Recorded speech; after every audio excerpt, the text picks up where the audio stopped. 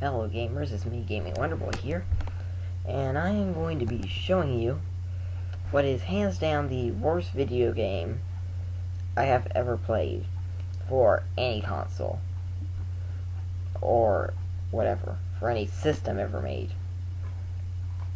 And that game is Fantastic Four: Rise of the Silver Surfer for the PS2.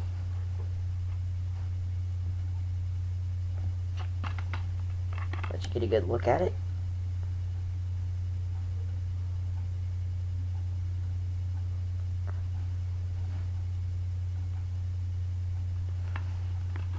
And the game is rated T for terrible, because this game is just terrible. A better name for it would be Fantastic Four: Rise of the Silver Sucker. So why does this game suck so badly? Well, I'm going to show you. Well, not show you, tell you.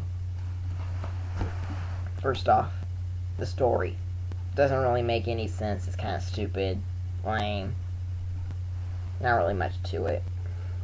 I'm not going to tell you it, though, for those of you who haven't seen the movie it's based off of. The gameplay is probably the biggest fault with this entire game. This is, hands down, the most repetitive game ever made, ever. I played the game for like, I don't know what, 10 minutes, and I was already getting bored, maybe even less than that.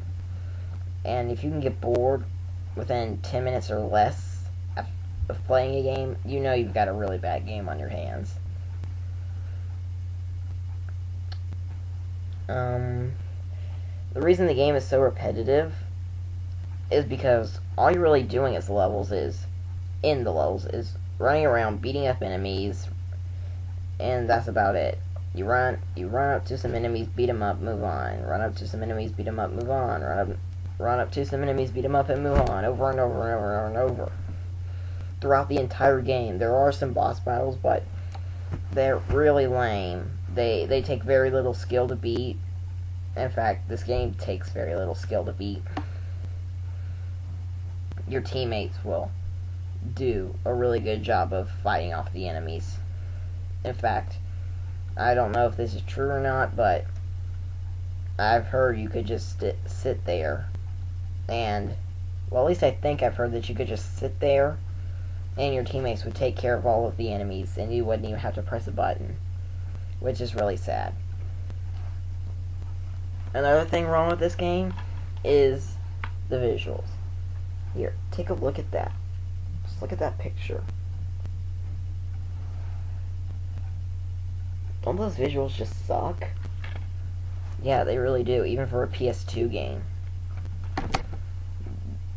Don't know if the Wii version looks any better. Doubt it does. The environments are some of the most unimaginative environments ever created in a video game. Some of the rooms look like identical to one another, to the point that you may even begin to think you just went in a complete circle. And they just lack imagination and variety. This entire game lacks variety because of how monotonous and repetitive it is. Another thing I don't like about the game is the bonus content. It's really, really lame. Nothing special at all. The camera it sucks too. It gives you like an overhead view of the Fantastic Four.